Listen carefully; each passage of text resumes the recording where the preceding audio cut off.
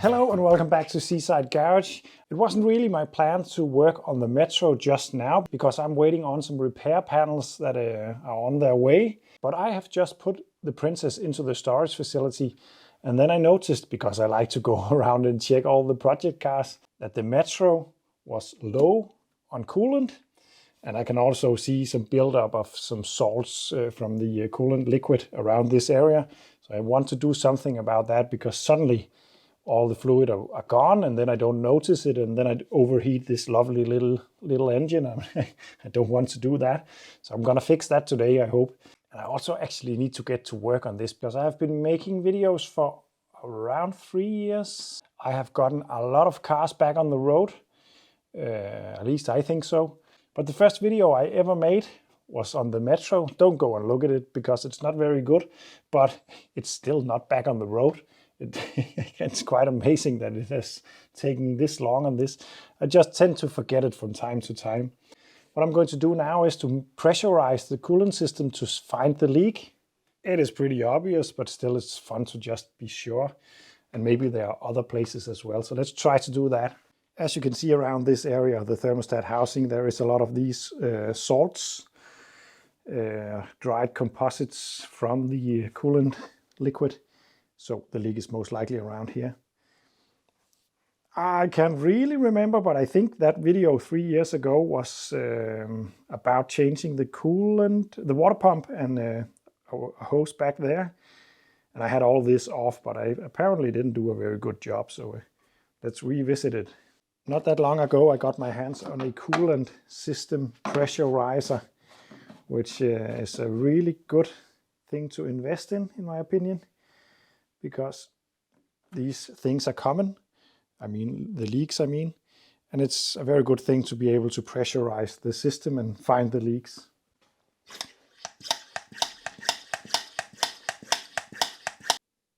Can you see the water seeping down there? That's pretty obvious from... I was actually thinking gasket, but maybe not. I think it's actually from the Jubilee clip that is not tight enough on this hose. So I'm just going to take that off, the Jubilee clip and put a new one on and see if we can make it hold pressure. I was pretty sure from looking at it that it was the gaskets, but I was also a bit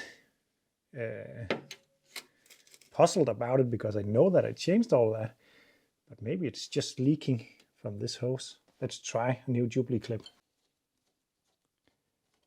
Now that would be a pretty easy repair, wouldn't it? Doesn't have to be hard every time.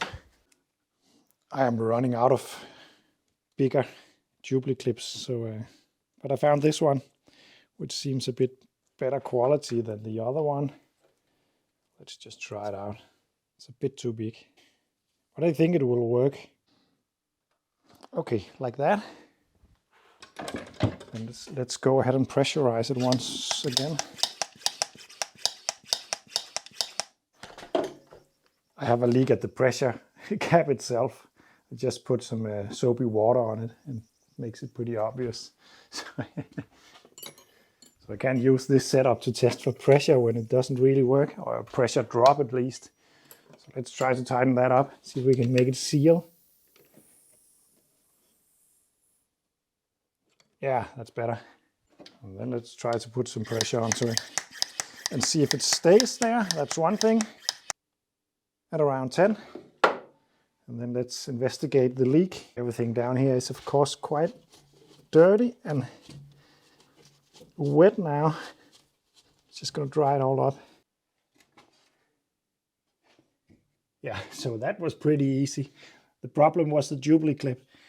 I thought this would have been a bit more involved. I thought I would have to take this off and change the gasket and all that. But apparently not. Pressure seems to hold as well. So that's the problem solved. And the pressure also seems to hold up fine on this one. So the problem is solved. That was pretty easy. So that was lovely, an easy fix. I was suspecting it to be a bit more involved than this, but apparently not. I haven't done too bad of a job that 3 years ago then. I just used a bad duplicate clip. But I'm still waiting on some metal repair panels for this to finish up the rust work. And then I need to rebuild the front brakes, and then I think it should be ready to go. But the engine still needs to be serviced. I will do that later on, because if suddenly 3 more years go by, then it wouldn't be a good idea to put in fresh oil now, because it would need to be changed anyway. But what I could do today is to clean up this engine bay, because it's pretty dirty.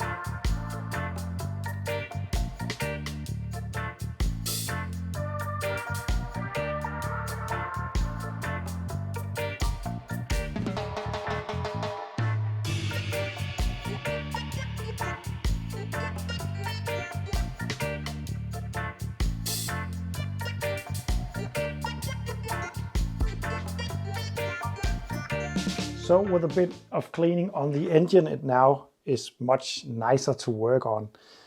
Someone asked me if this is a gold seal replacement engine, and I wasn't really sure. I have tried to investigate it, and it seems as though the Surf Metro 1.0 is colored like this, and I don't really know why. It's an A+ engine, because if it's the Surf, it's a higher compression and develops a little bit more horses than the normal 1000 cubics. I don't think this is a gold seal replacement, also because the valve cover is not gold colored, and it's not really gold, it's more like just yellow, so I don't think it's a gold seal replacement engine. I think this is just the original one.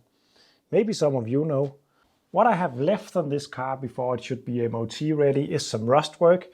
One area is this. I have tried to recreate the headlight surround panel.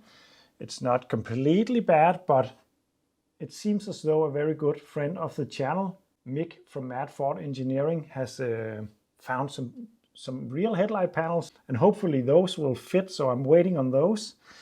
But if they don't, then I will just have to fix the rest of this up and fit the lights. If you know Metros, you will know they rust, and it's really, this is not uncommon rust, but getting the panels for it can be a bit difficult. This area is another one that have been completely recreated, so that's done for now. I still need to do some rust work on the panels, especially down in this area. I had to cut a big hole to recreate the inner structure, and now it's all right, but fixing that panel out here is a bit difficult because there are so many different angles. And Mick from Mad Ford Engineering actually already sent me a couple of repair panels for this area, so I just need to fix it. Then, being a Metro, there are also some other random places that needs a lot of welding, but nothing too bad. When we fixed the rear subframe, we fixed it up to make the hydrolastic system work. I also fixed up the brakes, so everything is fine back here. but at the front I still need to change the brake lines and rebuild the brake calipers. They are kind of stuck at the moment, so that's not good. So that is coming up, and then I might need some new tires because these are cracked and old, unfortunately. And then it should just be a matter of refitting everything, and then this wonderful surf should be ready to go back on the road. So yeah, this was just a short video without a lot of stuff getting done. But I just noticed that I had coolant leak at my storage, and I really didn't like it because if I forgot it, I could end up just overheating this engine, taking it out from storage, and that would be a shame. So now that is fixed, and I'm waiting on those panels before I will continue on it. I don't really know what my plans are for this car, if I'm going to start driving it maybe next year. This car is, even though it's extremely rare now, is worth pretty much nothing. So there's no sense in making this to try to earn a little bit of money. But I still think it's a funny little car, and I really couldn't resist trying to fix it up. And to be honest, I have a possibility of buying a Austin Metro. No, that's wrong. The Rover Metro GTI.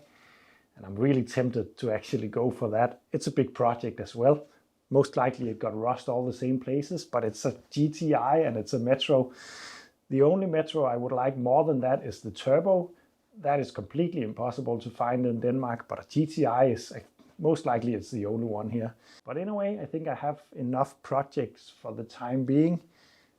So this is all for now. Thank you for watching, and see you in the next one.